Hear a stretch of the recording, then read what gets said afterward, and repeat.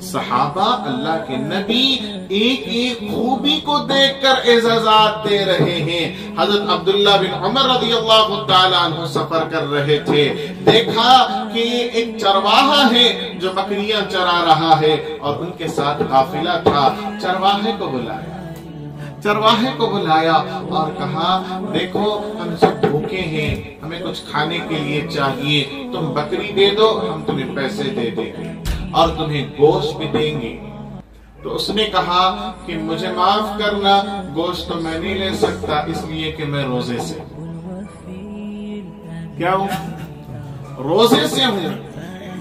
اور دوسری بات فرمائی کہ میں نہیں دے سکتا اس لیے کہ میں آقا نہیں غلام ہوں, یہ میرے آقا کی بکریاں ہیں, میں نہیں دے سکتا. حضرت عبداللہ بن عمر رضی اللہ تعالیٰ عنہ نے ٹیسٹ کرنا چاہا اور کہا کہ آقا سے کہہ دینا کہ کوئی بھیڑیا کھا لیا. تو اس نے کہا فَأَيْنَ اللَّهُ فَأَيْنَ اللَّهُ, میں کہہ دوں گا آقا سے, میں کہہ دوں گا آقا سے کہ بھیڑیا لے گیا, لیکن اللہ کو کیا کہوں گا؟ اللہ کہاں چلا گیا؟ اللہ کہاں چلا گیا؟ تو میں آپ سے پوچھتا ہوں کہ یہ سارا معاملہ کتنے گھنٹوں میں ہوا ہوگا؟ یہ جو بات چیت ہوئی کتنے گھنٹوں میں ہوئی ہے؟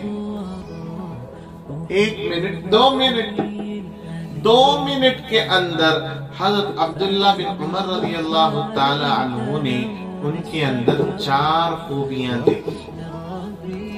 کتنی خوبیاں؟ 4 خوبیاں دیکھی. ایک خوبی یہ ہے اتنی گرمی میں نفل روزہ, اتنی گرمی میں نفل روزہ. دوسری خوبی یہ دیکھی کہ جھوٹ سے پرہیز. تیسری خوبی یہ دیکھی کہ آقا کا وفادار. چوتھی خوبی یہ دیکھی کہ اللہ کا خوف. 2 منٹ کے اندر صحابی رسول کو 4 خوبیاں نظر آئی. 2 منٹ کے اندر صحابی رسول کو 4 خوبیاں نظر آئیں. افسوس کہ ہمیں 40 سال کے اندر ایک خوبی بھی نظر نہ آئی.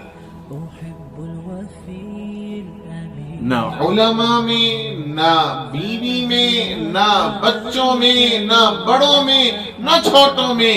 صحابہ ریکگنائز کرتے تھے اور ان کی یہ 4 خوبیوں سے حضرت عبداللہ بن عمر رضی اللہ تعالیٰ عنہ اتنے خوش ہوئے. گئے مدینہ منورہ اور معلوم کیا کہ کس کا غلام ہے. اس پہ غلام خریدا اور پوچھا کہ جو بکریاں ہیں وہ کتنے میں دیتے ہو؟ کہا اتنے میں دیتے ہیں. ساری بکریاں خریدی اور حضرت عبداللہ بن عمر رضی اللہ تعالی عنہ نے اس غلام کو بلا کر کہا کہ آج سے میں نے تمہیں خرید لیا ہے. اس نے کہا میں آپ کا غلام ہوں, آپ جیسے چاہیں استعمال کریں. حضرت عبداللہ بن عمر رضی اللہ تعالیٰ عنہ نے کہا میں نے تمہیں آزاد کر دیا. کہا کہ بہت شکریہ, آپ کا بہت شکریہ. کہا کہ یہ ساری بکریاں میں نے خرید لی ہیں. کہا کہ یہ بکریاں آپ کی ہیں. کہا یہ ساری کی ساری بکریاں میں تمہیں گفٹ کرتا ہوں. تو وہ خوش ہو گیا اور کہنے لگا کہ آپ کا شکریہ, اور میں آپ سے گزارش کرتا ہوں یہ ساری کی ساری بکریاں میں اللہ کے راستے میں وقف کرتا ہوں. اب طے کرنا یہ مشکل ہے کہ ان میں سخی کون تھا, ان میں اللہ کے راستے میں دینے والا کون تھا. سب کے سب سخی تھے.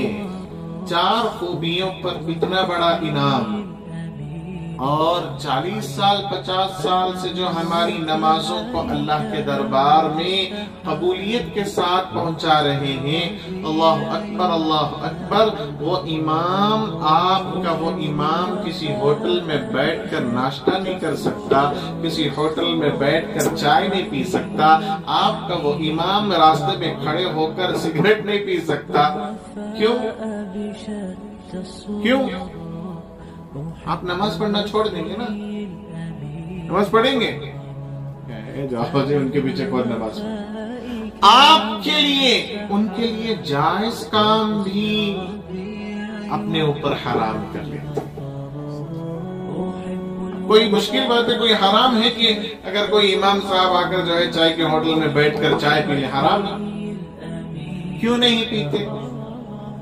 تاکہ میرے مسلیوں کو سکون، تاکہ میرے مسلیوں کو اطمینان ہو اور ان کی نمازیں صحیح سلامت پہنچا سکیں۔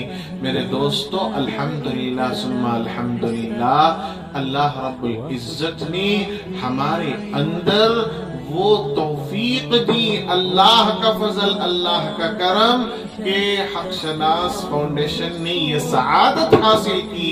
اللہ رب العزت نے اس فاؤنڈیشن سے، اپنے فضل سے، اپنے کرم سے وہ کام لے رہے ہیں جو کام کے صحابہ نے کیا، جو کام کے اللہ کے نبی نے کیا۔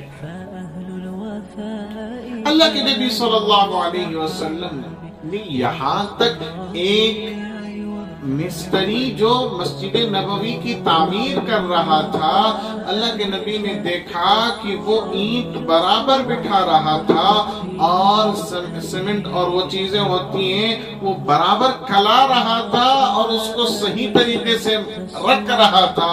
اللہ کے نبی صلی اللہ علیہ وسلم نے اس کی تعریف فرمائی اور کہا کہ یہ بہت اچھے طریقے سے تعمیر کرنے والا ہے، اس کی تعریف فرمائی۔